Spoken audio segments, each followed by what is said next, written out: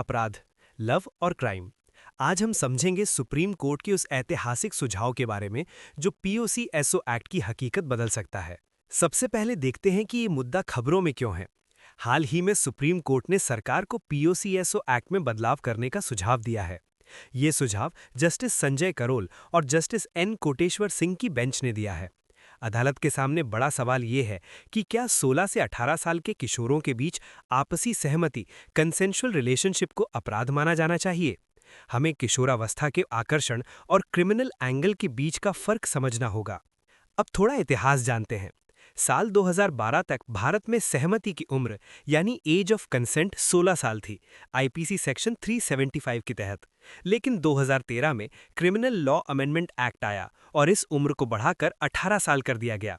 इसका असर ये हुआ कि अब 18 साल से कम उम्र में सहमति कंसेंट का कानूनन कोई मतलब नहीं है।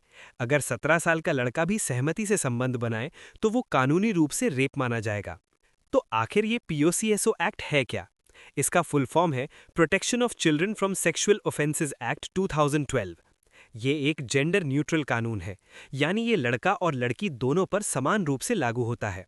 इस कानून के मुताबिक 18 साल से कम उम्र का हर व्यक्ति बच्चा है और इसका उद्देश्य बच्चों को यौन शोषण से बचाना है।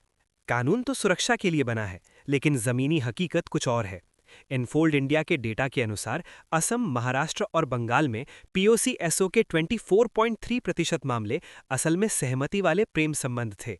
हैरानी की बात यह है कि 80.2% मामलों में माता-पिता ने गुस्से या समाज के डर से लड़के पर केस दर्ज करवाया। इसका नतीजा ये होता है कि 16 से 21 साल के निर्दोष लड़कों को अपराधी बना दिया जाता है और लड़कियों को जबरदस्ती पीड़ित यानी विक्टिम साबित किया जाता है, भले ही उनकी मर्जी शामिल थी। यहीं पर आता है रोमियो जूलियट क्लॉज। ये कॉन्सेप्ट पश्चिमी देशों जैसे यूएसए से लिया गया है। इसका मुख्य कॉन्सेप्ट ये है कि अगर लड़का और लड़की की उम्र में अंतर बहुत कम है, जैसे 1 से 3 साल, तो इसे रेप नहीं माना जाना चाहिए। इसके पीछे लॉजिक ये है कि किशोरों के कंसेंशुअल रोमांस और बड़ों द्वारा किए गए प्रेडेटरी अब्यूज में फर्क करना जरूरी है। इसे एक लीगल एक्सेप्शन की तरह देखा जाना चाहिए।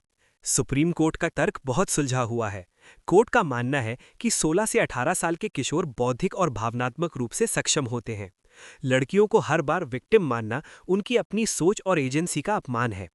कोर्ट ने साफ कहा है कि प्यार करने वाले नाबालिगों को अपराधियों की श्रेणी में नहीं खड़ा करना चाहिए। आइए देखते हैं दुनिया में क्या नियम है।